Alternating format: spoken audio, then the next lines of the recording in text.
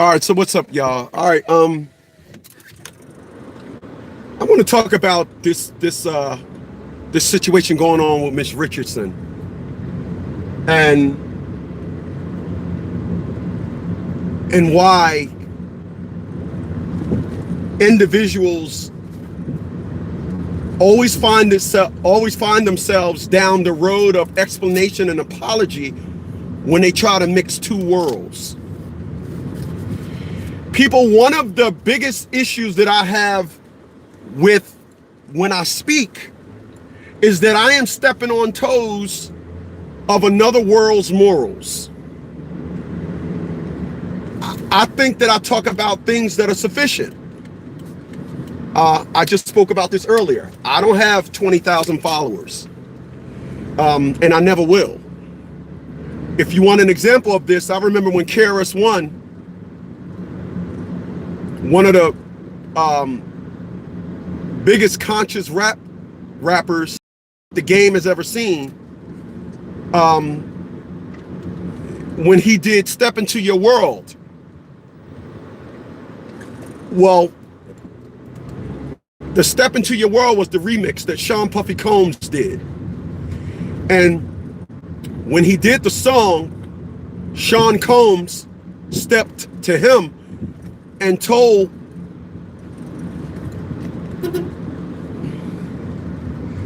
Sean Combs stepped to his world and said to KRS-One, hey man, I want to remix your song for you. And what did the gold selling artist say? I cannot afford you, bruh. I'm not a platinum selling artist. KRS-One now, the KRS-One, there's only one. And he said, I cannot afford you. So KRS-One, an individual that made conscious rap, knew that in the world of remixing and bopping and dancing, that's not my zone, that's not my world.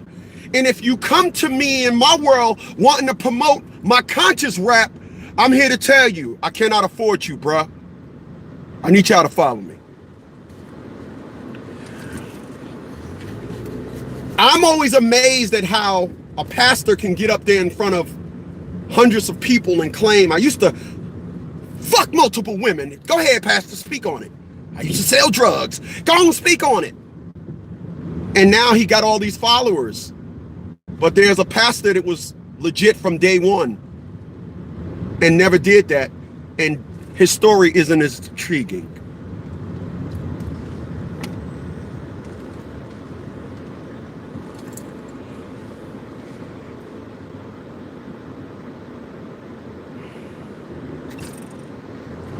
Even individuals that have the world looking at them, Nipsey Hussle, a guy that sold drugs, killed many and crippled many. Now he died and he was all these things. Biggie Smalls, he did an introduction to one of his songs. This goes out to all the people that called the cops on me for when I was selling drugs trying to support my daughter. So your daughter, everybody have to die for your daughter to live, to eat. People are crippled. That's the perspective. So now we got Miss Richardson, an individual that want to live in the world of smoking weed. And if you want to believe her story of I was smoking weed because my mom was ill, if you want to believe that perspective, then you can go right ahead. But I don't. I've been through a lot of stuff. And I don't see drugs as the answer unless she was already doing it. So here's an individual that went into the world of sports, track running, and wanted the rules of the world of niggas smoking weed to cross over into that world, and it doesn't work like that.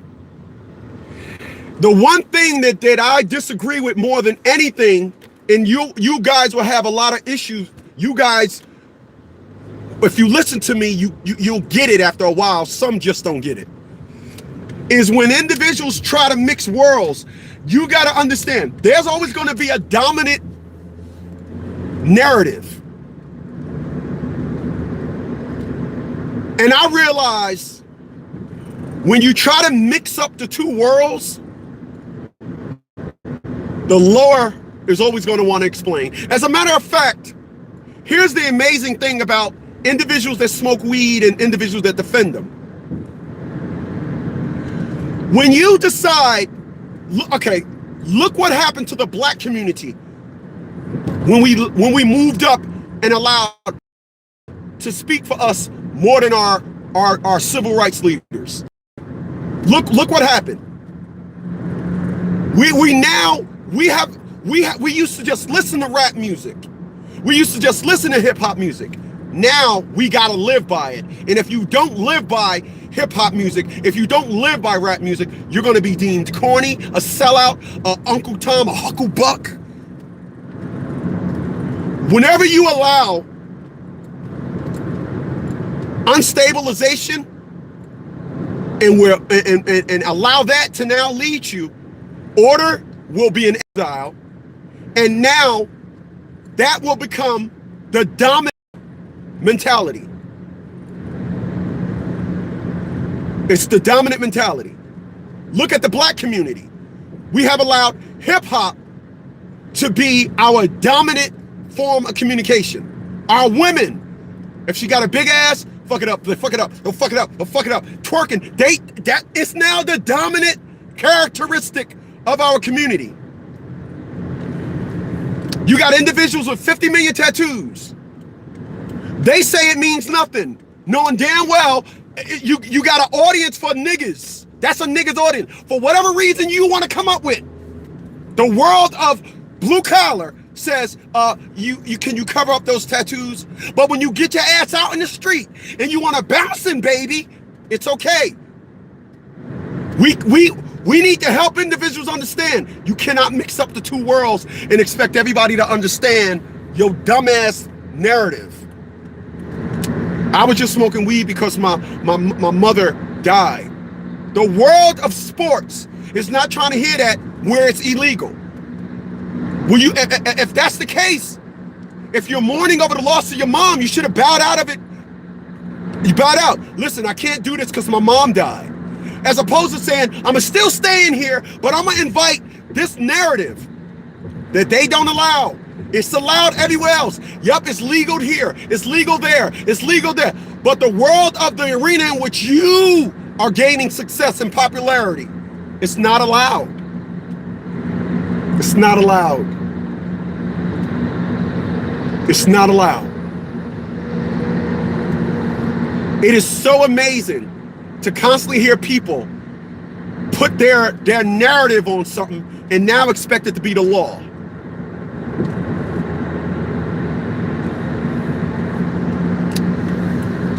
Smoking weed is not allowed everywhere. If you want another example of this, remember Aaron Hernandez. Here's an individual that was on sports' biggest platform, the NFL, and said, you know what? I'm on this platform, I'm involved in this arena now, but I still wanna be a nigga. I still wanna be a nigga. And what ended up happening?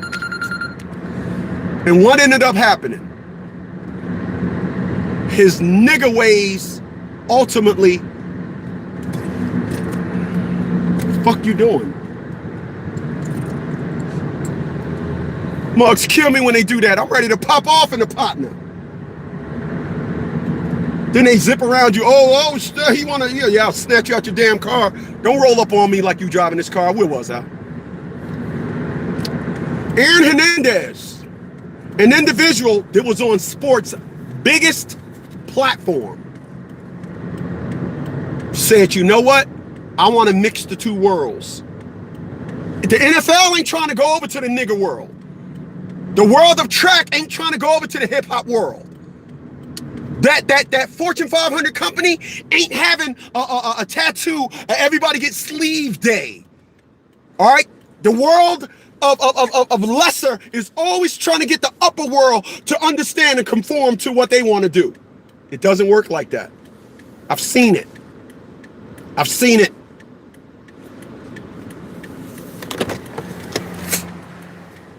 I've seen it. Individuals, once you let the lesser of the world in, now it's going to expect to be the norm.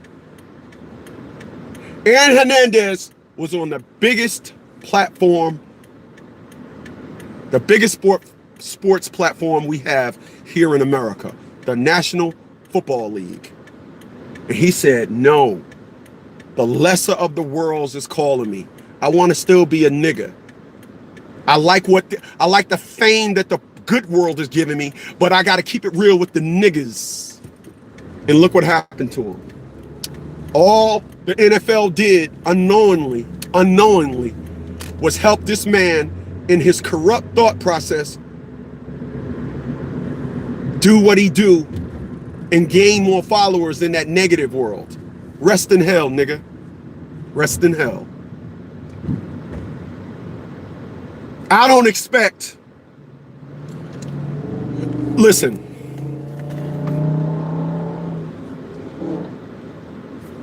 when the cops came to my house, I was asked, because I messed around ironically and left my back door open. I was asked, can we go in and check? I said, of course, yeah, no problem, right? My friend said, you do know that they were surprised you said yeah. I said, nah, why wouldn't I have said yeah? My friend then had to educate me. Hey, Smitty, people don't let the cops in their house, man.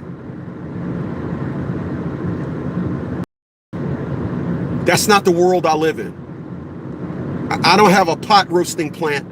I don't have a house with the scent of weed. I don't have that. I don't live like that. I live in a world of righteousness. So the cops didn't know that. But the world in which I live in, I welcome order. I do. I welcome order. I'm not going to live in a world and be like, nah, thanks for coming out and checking, but nah, mean, you know, nah. I ain't trying to have y'all all up in my, nah, I mean, the cops is not my enemy. They're order. These are facts. So once again, if you was mourning the loss of your mom, Miss Richardson, you should have just backed out of the race in its entirety. You should have just backed out. It makes sense, but to apply on the sympathetic people's sympathy and say, well, I was only smoking weed because, you know, my mom died. Yeah, let me applaud this slick black negroette. Let me applaud her slick ass. They got an answer for everything, don't they? Oh gosh, they got an answer for everything. I was only doing it because my mom was sick. Of course she was. Of course she was. So I'm gonna leave it at that, y'all. Let's keep the worlds separate. Let's keep them separate. I hold a CDL license. I cannot drive through a state where marijuana is legal and smoke weed and then say, well, it's legal in this state. There's some things that just doesn't allow a crossover of the worlds. It's best that they're kept separate. How about when it's time to run, even though there are no studies that say weed gives you an advantage? No, there aren't any advantages. They just don't want you doing drugs. How about they want you to be and run and do what you need to do under a clear-minded perspective? How about that? How about that? Later, y'all.